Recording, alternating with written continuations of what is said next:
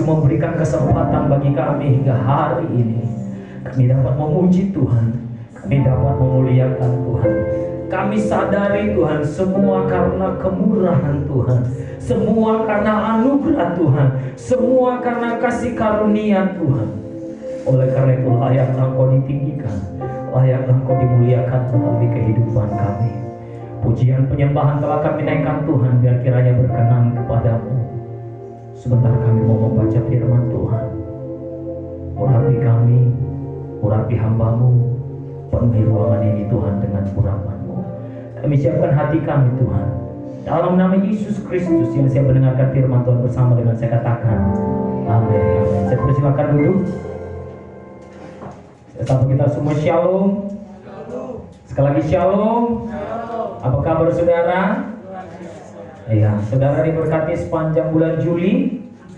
Amin. Ya, kita mengucap syukur kepada Tuhan kita ada hingga hari ini semua karena anugerah Tuhan. Amin. Iya. Bapak Ibu Saudara sekalian, Gereja Bethel Indonesia memberikan tema untuk bulan ini adalah tentang keintiman. Hubungan yang intim dengan Tuhan.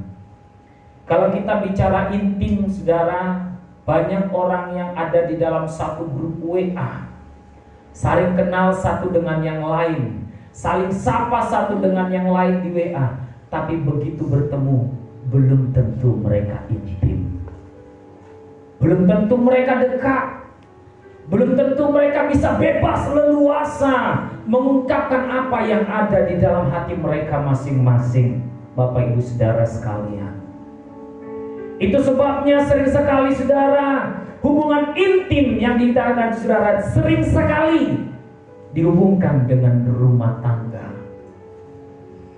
Rumah tangga itu harus intim. Kalau dia tidak intim saudara, maka rumah tangga itu dia akan menjadi kering, terasa hampa.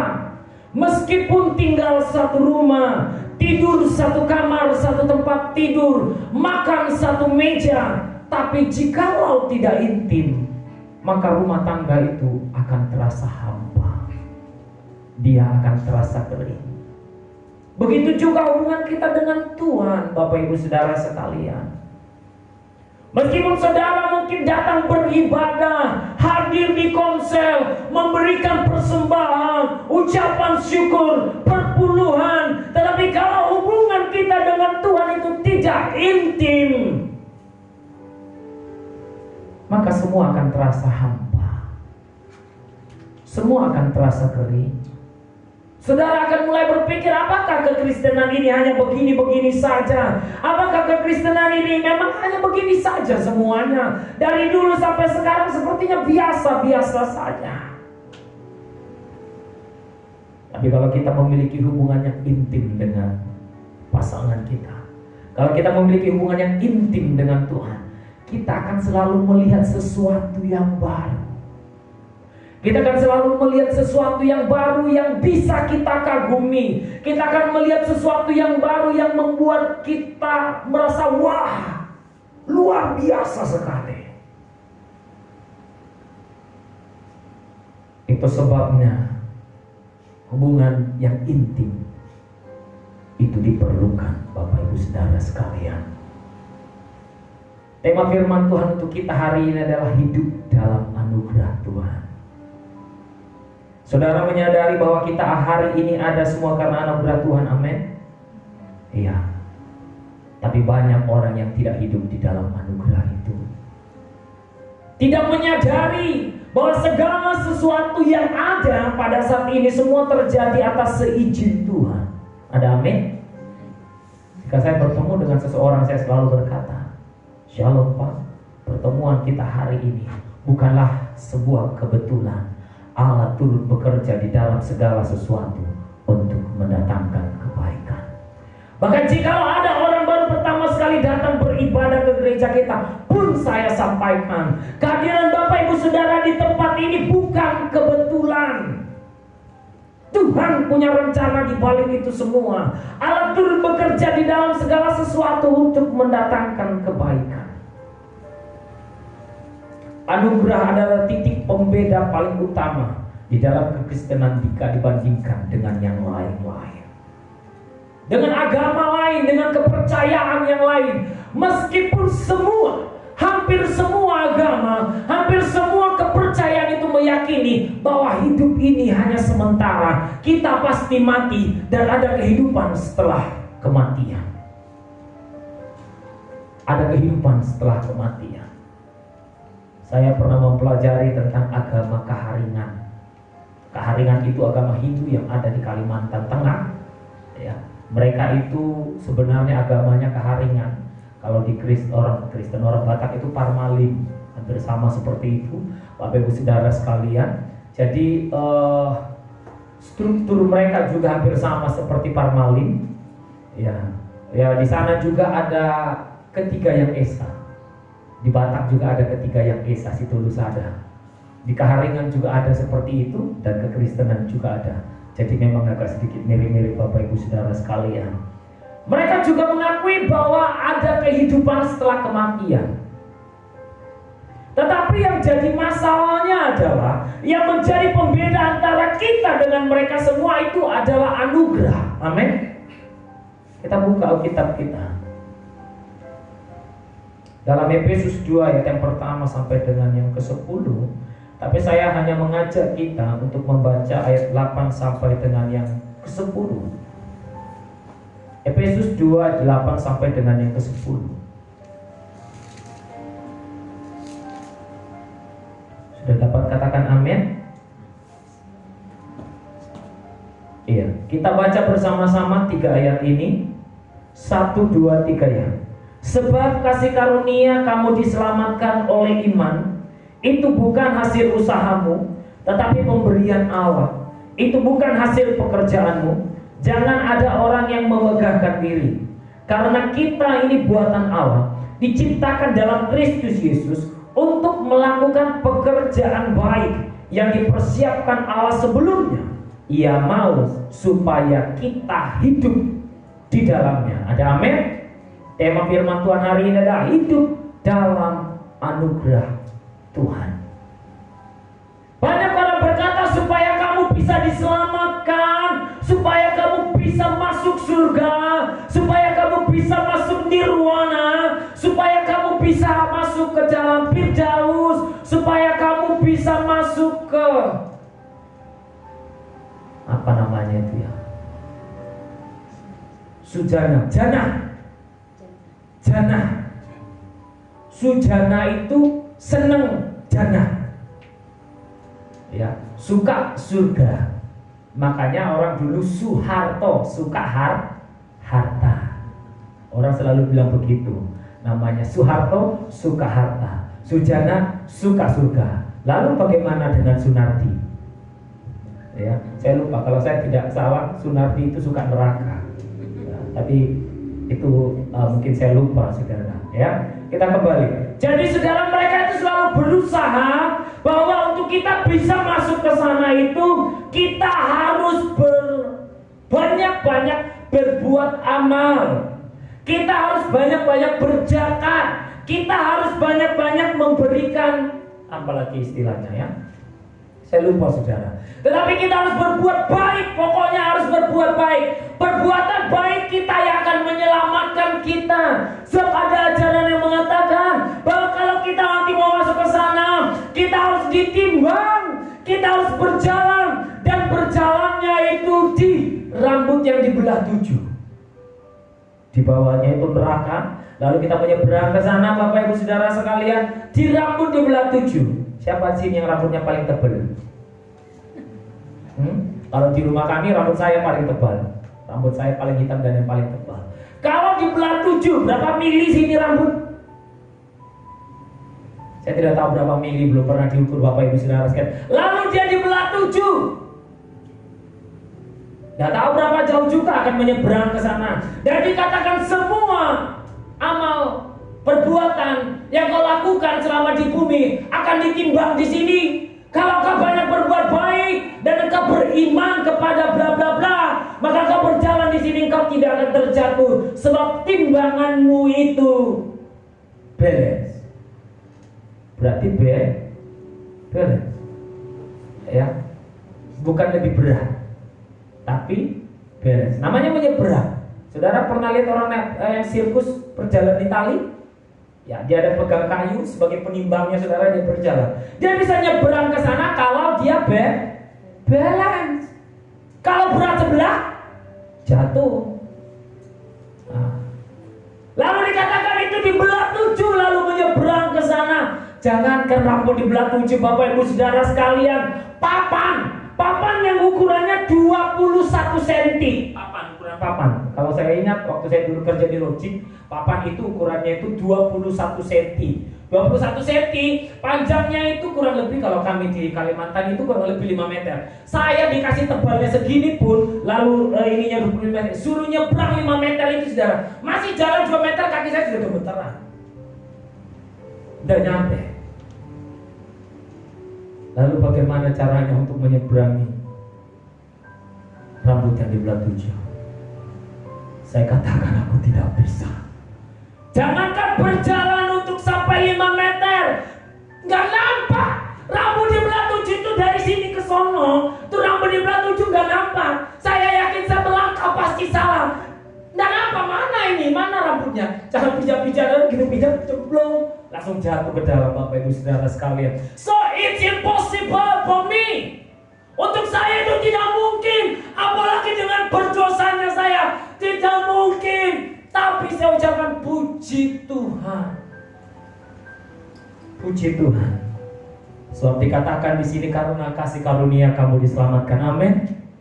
Karena anugerah itu kelebihannya kita dengan orang lain. Kita menyadari bahwa kita diselamatkan itu bukan karena bayar perpuluhan. Amin. Jangan sampai nanti bilang, gak mungkin aku gak diselamatkan, aku kan udah bayar perpuluhan. Tuhan itu gak bisa disogok. Tuhan itu punya semua. Allah itu menjadikan langit dan bumi dan seluruh isinya. Allah itu tak terbatas ruang dan waktu. Emas, perak dan permata itu baginya. Itu bahkan bumi ini dikatakan hanyalah tumpuan kakinya. Lalu emas dan perak itu kita gali di tanah. Lalu kita mau bilang kepada Tuhan, Tuhan aku berikan perpuluhan. Tuhan bilang lebih dari yang kau punya, aku punya. Bapak Ibu Saudara sekalian, sehingga kehidupan kita hari ini, keberadaan kita hari ini semua karena anugerah Tuhan. Itu yang kita terima dari Tuhan. Di dalam Yohanes 14 ayat 6 jelas dikatakan, lalu Yesus berkata kepada mereka, akulah jalan kebenaran dan hidup, tiada yang sampai kepada Bapa kalau tidak melalui aku. Di dalam Roma 10 ayat 9 dan 10 dikatakan di situ, dengan hati orang percaya, dengan mulut mengaku dia diselamatkan. Bukan karena kekuatanmu, tapi oleh iman yang timbul di dalam hati kita. Kita percaya, mengaku dengan mulut kita diselamatkan. As simple as that. Tidak ada yang lain, sesimpel itu. Tetapi banyak sekali orang yang tidak hidup di dalam anugerah itu. Kenapa saya katakan tidak hidup? Syaratnya tadi, percaya dengan hati, mengaku dengan mulut. Percaya dengan hati, mengaku dengan mulut, Bapak Ibu Saudara sekalian. Tapi banyak orang yang sudah mulai meragukan Tuhan. Banyak orang yang sudah mulai meragukan Tuhan. Mungkin belum sampai terucap dari mulutnya, tapi jauh di lubuk hatinya, dia mulai melihat ke dalam dirinya. Dia mulai melihat kepada orang-orang di sekelilingnya. Benarkah Yesus itu juru selamat? Benarkah Yesus itu Tuhan? Benarkah Yesus itu yang akan menyelamatkan, menghidupkan, bahkan membawa kami nanti ke surga kekal? Mengapa? Karena semakin banyak orang yang tidak memiliki hubungan yang intim dengan Tuhan. Mama Gandhi pernah berkata, kalau aku baca kitab Injil dari awal sampai dengan selesai, aku katakan tidak ada manusia seperti Yesus. Tidak ada nabi seperti Yesus.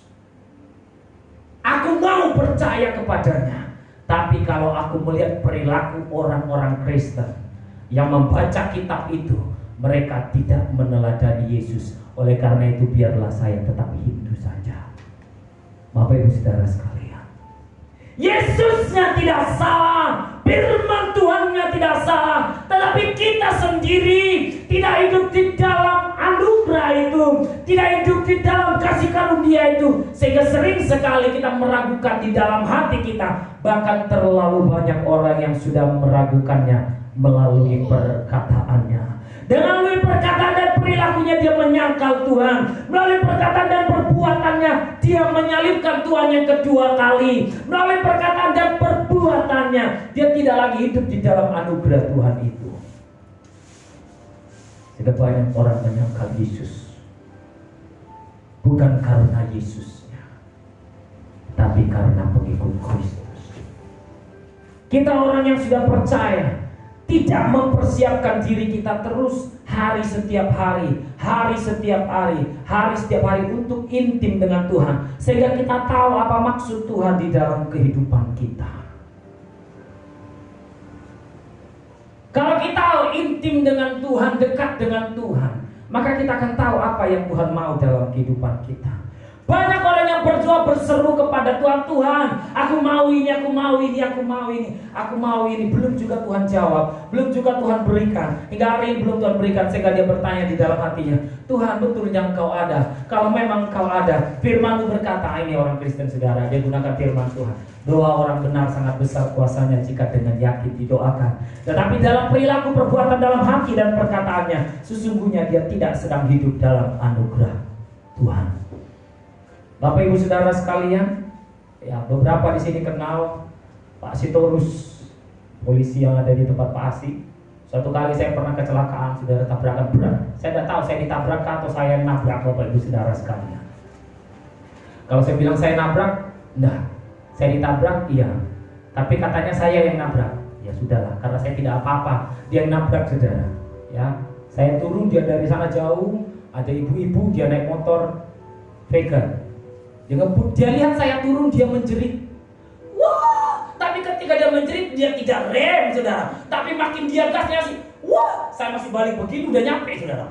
Wah, stang saya thunder itu, dia bengkok, terbalik begini ke sebelah sini jadinya. Ban depan itu mepet sampai ke mesin. Saking kencangnya dia tabrak saya tuh. Buk, saya terlempar, dia terlempar juga. Saya pingsan, bangun lagi, saya lihat begini, pingsan lagi. Baru saya pingsan, tetapi hati saya, pikiran saya itu hidup. Ya, tubuh saya nggak sanggup. Saya pikir begini, gimana orang yang nabrak tadi? Saya bangun lagi, saya lihat begini masih nggak sadar sudah. Saya cari dia yang saya cari. Sudah saya lihat saya nggak apa-apa. Saya cari dia, udah berdarah-darah di sini kakinya. Ya bayangkanlah nabrak motor thunder, buang seperti itu. Kejadian itu. Selama ke rumah sakit dan ini semua karena saya tidak apa-apa. Memang ini kalau kecelakaan ini sudah. Kita yang ditabrak, kita nggak apa-apa, tapi kita yang harus bayarin. Padahal kita yang ditabrak. Tadi saya bilang begini, ada teman polisi bilang begini, sudahlah bawang, apa yang kita perpanjang? Saya bilang, ya nggak apa-apa juga sih. Apa juga pemerintah kita perpanjang? Saya bilang gitu. Oke, habislah dana sekian juta. Saya bilang punya uang, belum gajian. Ya, saya telepon Pak Sitorus. Shalom Pak. Iya, saya kecelakaan. Wih, kecelakaan di mana? Bagaimana? Sudah Pak. Perlu dibantu, perlu gitu. Tidak begitu. Saya hanya begini aja. Punya uang 3 juta. Oh ada Pak. Bisa saya pinjam? Bisa. Kapan dibutuhkan? Sekarang. Langsung ditransfer. Mengapa dia bisa langsung kasih seperti itu, Bapak Ibu Saudara sekalian? Karena ada hubungan yang intim. Ada orang pernah pinjam uang sama Bapak Ibu Saudara sekalian? Sebelum dia minjem uang, dia cerita ngalur ngidul utara timur barat selatan dari awal dia baru ketok pintu kita tahu ini pasti mau pinjam uang. Tapi dia mutar kiri kanan dari awal dia bilang nggak akan ku kasih. Karena kita tahu dia. Bapak Ibu Saudara sekalian. Ya. Bapak itu langsung transfer, saya bayarin dia berobatnya, saya bayarin motornya juga. Karena motornya ringsek, motor saya ringsek, saya bilang tidak apa-apa. Saya tidak apa-apa, hanya jari saya terjepit kopling. Ya, ketika jari itu kejepit kopling, lalu cincin saya terlempar tak kemana. Itu saja Bapak Ibu Saudara sekalian. Motor penyok harus ganti sok depan, ganti stang, banyak lampu, ganti semua. Bilang tidak apa-apa. Mengapa hal itu bisa terjadi? Kenapa Bapak itu bisa langsung kasih? Langsung saja kasih. Karena hubungan yang intim. Ya. Dia tahu saya tahu dia. Simple. Kalau kita yang hidup di dalam anugerah Tuhan, hidup di dalam rencana Tuhan, whatever, apapun yang terjadi dalam kehidupan kita, kita bilang sama Tuhan, Tuhan aku tahu Engkau tahu aku. Kita tidak akan meratapi kejadian yang ada itu. Kalau di sini dikatakan begini, yang dikasih dari Musa dikatakan, wujud anugerahnya dalam hidup kita adalah menghidupkan kita. Amin. Yang pertama dia menghidupkan kita. Dia tidak akan buat kita mati. Dijamin dunia akhirat. Pasti. Dijamin dunia akhirat. Oh, Pak Pendeta ini macam betul aja. Kalau memang dijamin dunia akhirat, lalu kenapa ada pujian yang mengatakan saya mau iring Yesus meskipun saya susah menderita di dunia, saya mau iring Yesus. Lah itu kan ciptaan manusia. Dia membuat pujian itu kan sesuai dengan keadaannya pada waktu itu. Karena awal-awal gereja, zaman-zaman Pentakosta awal-awal, pendeta itu menderita. Kenapa dia menderita? Karena dia memulai itu di pelosok-pelosok, di daerah-daerah terpencil, kampung-kampung, di mana di kampung-kampung itu orang makan pun susah. Kalau pendetanya tidak kerja pun tidak makan. Maka dia menghibur hatinya dengan mengatakan, saya mau iring Yesus meskipun saya susah menderita di dunia, saya mau iring Yesus. Tetapi sampai hari ini orang yang nyanyikan, yang buat pujian itu dulu, sekarang saya katakan mohon maaf, orangnya kaya raya loh. Orang yang buat pujian itu dulu, yang nyanyi pujian itu sekarang kaya raya mereka. Tuhan itu menjamin kehidupan kita, menghidupkan kita di bumi ini dan juga di akhirat nanti. Lalu kenapa Pak Pendeta? Kok kayaknya usahaku tidak jalan, ini tidak jalan, semua tidak jalan. Hari duduk di bawah kaki Tuhan. Tanya Tuhan, kenapa Tuhan? Kenapa seperti ini? Buang semua pikiran, buang semua perasaan, buang semua prasangka, buang semua rencana, buang semua keinginan. Datang di bawah kaki Tuhan, tanya. Kenapa Tuhan? Apa yang Tuhan mau dalam hidupmu? Maka engkau akan menemukan jawaban. Engkau akan menemukan jawaban. Kita harus keluar dari zona nyaman kita, masuk ke zona yang rasanya tidak aman, tidak nyaman itu, dan di situ Tuhan akan menunjukkan kuasanya. Dia akan menghidupkan kita. Tetapi Allah yang kaya rahmat, dengan rahmat oleh kasih-Nya yang besar yang dilimpahkannya kepada kita, telah menghidupkan kita bersama-sama dengan Kristus. Hidup bukan hanya untuk hari ini, tetapi juga untuk akhirat nanti, Bapak Ibu Saudara sekalian. Dia pasti mencukupkan dan menyediakan. Ada amin? Jangan ragukan Tuhan. Jangan ragukan Tuhan. Saya selalu sampaikan kepada jemaat-jemaat di gereja, jangan ragukan Tuhan. Ya, kurang lebih 2,5 tahun kami pelayanan, saya bilang, kami belajar untuk tidak meragukan Tuhan. Bahkan di dalam apa yang kami rancangkan itu, saudara, kami melihat bahwa Allah turut bekerja di dalam segala sesuatu. Beberapa waktu yang lalu, seseorang messenger saya bilang, Pak, di tempat kami butuh guru agama Kristen, Bapak bisa ngajar tidak? Saya bilang, saya bisa. Saya bisa main musik sedikit dan saya bisa ngajar untuk itu. Ya, beberapa waktu kemudian, Sekolah Nasional Plus Standar Internasional, International Baccalaureate Curriculum, mereka pakai seperti itu, Bapak Ibu Saudara sekalian. Saya sudah senang, tapi di dalam hati saya gundah-gulana, Bapak Ibu Saudara sekalian. Saya bilang dengan Tuhan begini, kalau gajinya kalah UMK, Bapak Ibu Saudara sekalian, ya, di atas UMK gajinya, karena memang internasional. Saya bilang begini kepada Tuhan, aku mendapat berita ini tapi aku tidak damai sejahtera. Bayangkan orang dapat uang banyak tapi tidak damai sejahtera. Saya bilang begini, jikalau Tuhan tidak mengizinkan, Tuhan pasti punya cara bagaimana caranya supaya ini tidak jadi. Saya bilang begini, Tuhan kalau kau memberkati maka akan jadi. Tidak begitu saya bilang sama Tuhan.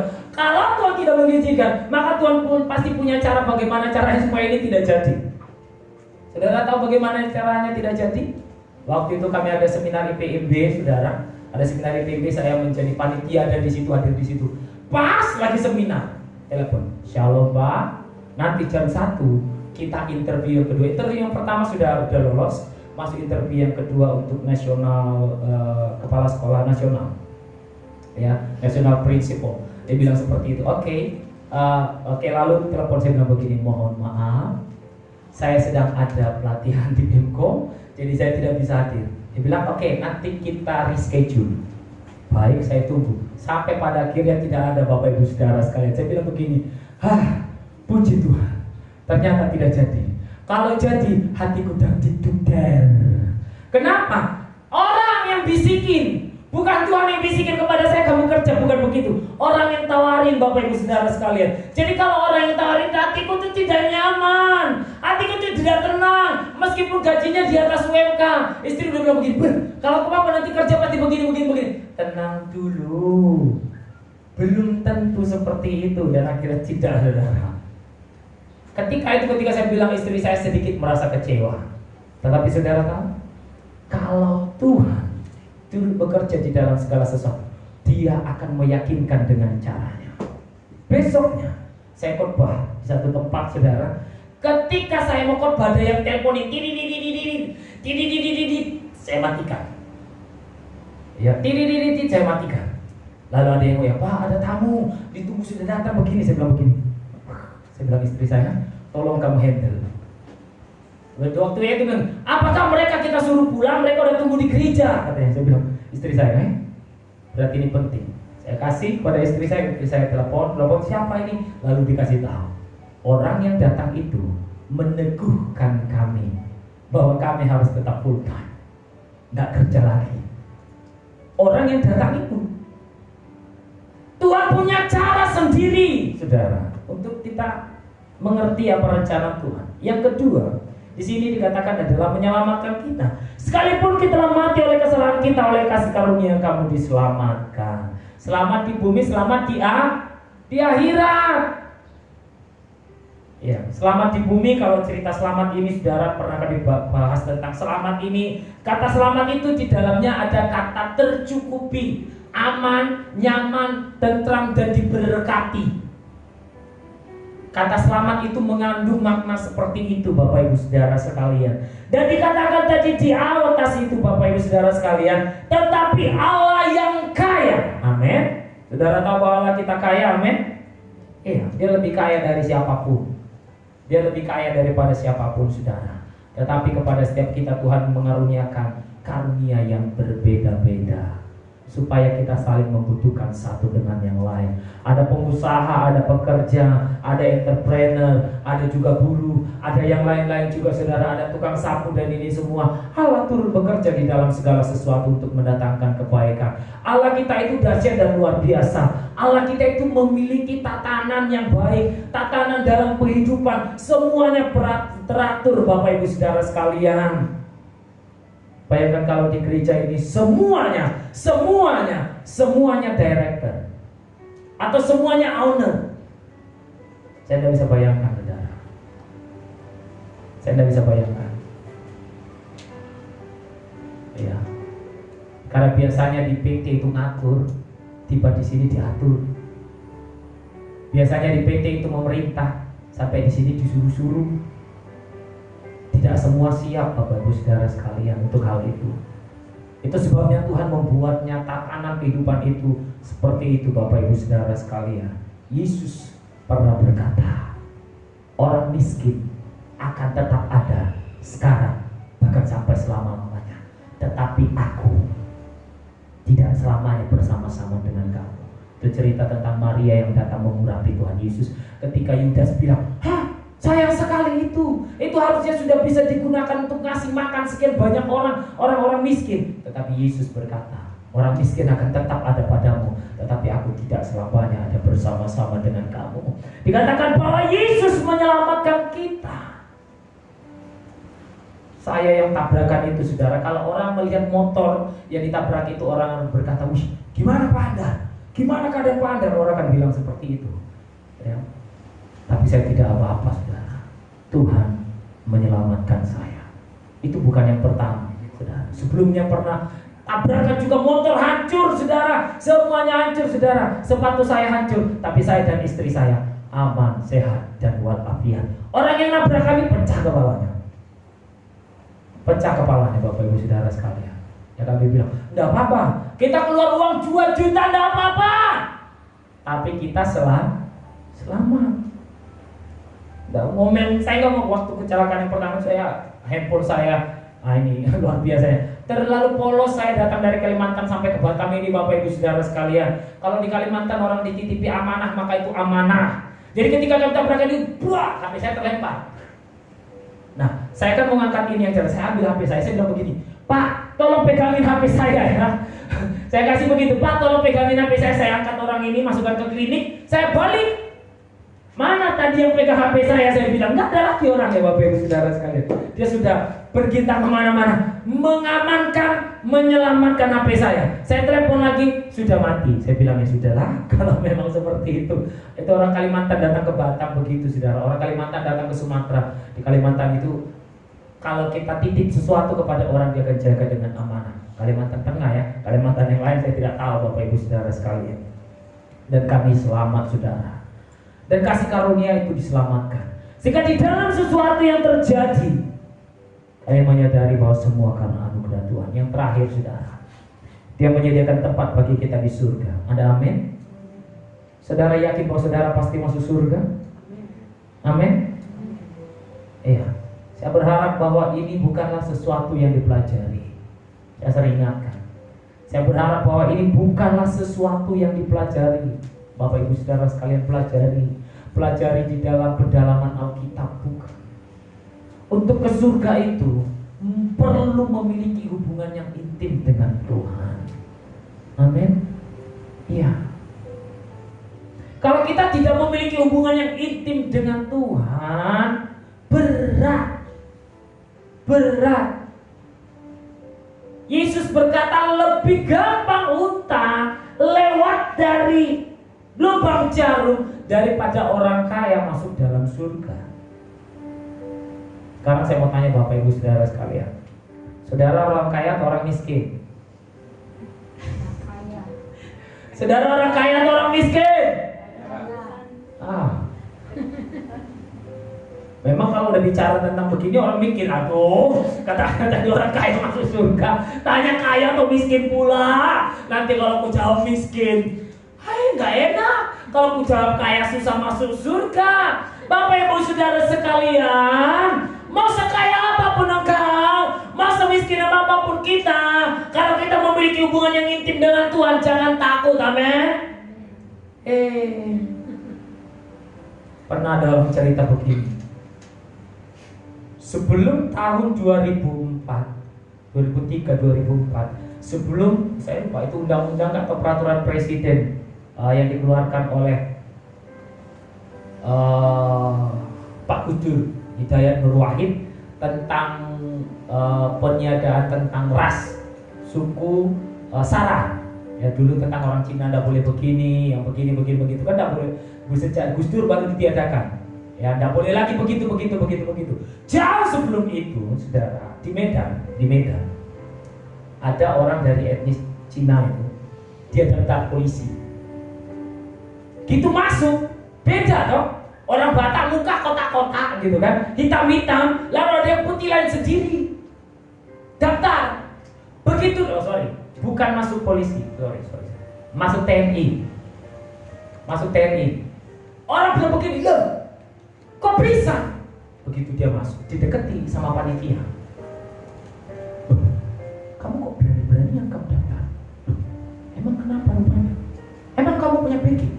Ada di atas. Dia hanya bilang begitu aja. Jadi semua panitia melakukan itu tidak berani diskriminasi sama dia. Orang pada bilang begini, wow, dia berani daftar. Setidaknya jenderal ini backingnya ini, nggak mungkin berani. Tes mulai dari kalau di apa itu kan langsung di Kodam 1, Kodam 2 ya, Bukit Barisan. Langsung di situ tesnya semua. Masuk cap, semua interview semua dia bilang begini. Orang pasti dia begini, kamu kok berani-beraninya ikut tes? Saya bisa, saya begini. Kamu punya backing? Ada di atas. Dia hanya bilang begitu saja. Sampai Pak Thohir Inter firman Tuhan itu dia tetap bilang ada di atas. Tidak ada yang berani nanya siapa namanya. Iya, tidak ada yang berani tanya siapa namanya. Begitu sudah selesai, dinyatakan lulus, baru ditanya sama panitia, emang backing kamu di atas siapa sih? Ada Tuhan Yesus di atas. Begitu bilang begitu, mereka nggak tahu mau bilang apa. Nggak tahu mau bilang apa. Sudah lulus tak? Soalnya sudah masuk pendidikan. Nanti saudara cek etnis Tionghoa yang pertama sekali lulus, anggota TNI dari Medan, dari Kodam sana. Nanti cek, itu ada, itu nyata. Kalau kita dekat dengan Tuhan, begitu toh? Dia nggak ragu, dia cuma bilang ada di atas. Dia bilang ada di atas, ada di atas. Orang kalau dia bilang di atas, berarti jenderal. Sementara backing dia itu jenderal bintang 7. Ya kan? Bukan bintang 1, 2, 3, 4, 5, bukan. Jenderal bintang 7. Enggak ada yang berani tanya siapa namanya. Enggak ada yang berani tanya. Kenapa? Karena dia spesial. Warna kulitnya spesial. Kalau tinggi masih lebih pendek orang Batak daripada yang etnis Tionghoa itu lebih pendek orang Batak. Jadi dia memang di atas rata-rata, di atas 163, 165. Jadi kalau dari tinggi, kepintaran, body ini semua nggak ada kalahnya bagi saudara. Karena dia menyadari dia punya backing dia di atas. Amin. Iya. Saya berharap kita juga semikian. Amin. Apapun yang kita lakukan, kita sadari kita punya backing di atas. Kita punya backing di atas. Bahkan Yesus pernah berkata seperti ini. Kasih 2 menit lagi. Ketika mereka 70 murid itu disuruh, setelah angkat 12 murid, Yesus itu angkat lagi 70 murid lagi. Lalu diperintahkan untuk pergi menginjil. Pergi menginjil. Yesus bilang, jangan bawa makanan, jangan bawa pakaian, jangan persiapkan kata-kata. Mereka pada bilang begini, oh Tuhan, kalau kami gak bawa makanan, gak bawa pakaian, kami nginap di mana? Kemana orang pertama yang kamu ketemui? Ketuk pintunya bilang, saya mau nginap di sini. Kalau nggak dikasih, kibaskan kakimu, biar aku yang berperkara dengan dia. Lalu kalau kami diancam orang, kami mau dibunuh orang, apa yang harus kami jawab? Kamu tidak perlu persiapkan jawaban. Roh Kudus yang akan mempersiapkan apa yang harus kamu jawab. Saya mengalaminya, Bapak Ibu Saudara sekalian. Dalam banyak hal, berhadapan dengan, ketika saya kerja di bank, berhadapan dengan preman, dia udah gebet. Wah, siapa dia? Bisa bilang. Saya bilang begini, Tuhan, apa yang harus saya bilang dengan preman ini? Roh Kudus kasih iman. Langsung tunduk. Kamu cari tanya, Daeng di sini di Sagulung ini, siapa yang tidak kenal Daeng? Dibawanya lagi orang Flores. Ketemu orang tua saya bilang begini, Bang, abang jangan ikut campur. Abang gak tahu permasalahannya kan? Jangan ikut campur. Langsung ciut langsung. Oh iya Bang, kayak gitu? Iya. Keluar dia langsung. Tinggal bapak yang saat itu, nanti kamu begini. Gak apa-apa, saya tunggu. Saya bilang begitu. Heran dia, ini orang kok tenang-tenang aja. Udah pintu kawan itu sudah jebol, ini kok tenang-tenang aja sudah. Menghadapi banyak orang. Ketika orang datang juga ke gereja kita, mereka mau suruh tutup gereja kita, mereka datang itu 8 sepeda motor bawa parang. Kuparan kamu. Saya tenang saja. Saya bilang sama Tuhan, Tuhan apa yang harus saya jawab? Saya bilang begini, bukan begitu. Saya bingung kan mau jawab apa. Tapi Roh Kudus memberikan hikmat, Bapak Ibu Saudara sekalian, sehingga kami hidup, kami selamat, dan kami yakin Tuhan akan terus menyertai kami dalam kehidupan kami. Saya yakin umat Tuhan di tempat ini juga, saya mengajak kita semua, mari hidup dalam anugerah Tuhan. Kita menerima anugerah bukan karena kita baik. Kita menerima anugerah bukan karena kita orang spesial. Justru anugerah itu diberikan kepada orang yang tidak layak untuk menerimanya. Demikian firman Tuhan. Sehingga kita bangkit berdiri bersama-sama. Kita angkat pujian kita kepada Tuhan. Ku hidup oleh anugerah-Mu.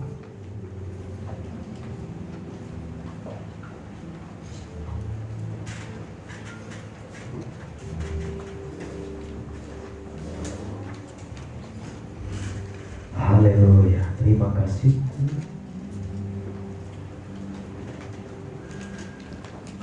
Hidup oleh anugerah-Mu,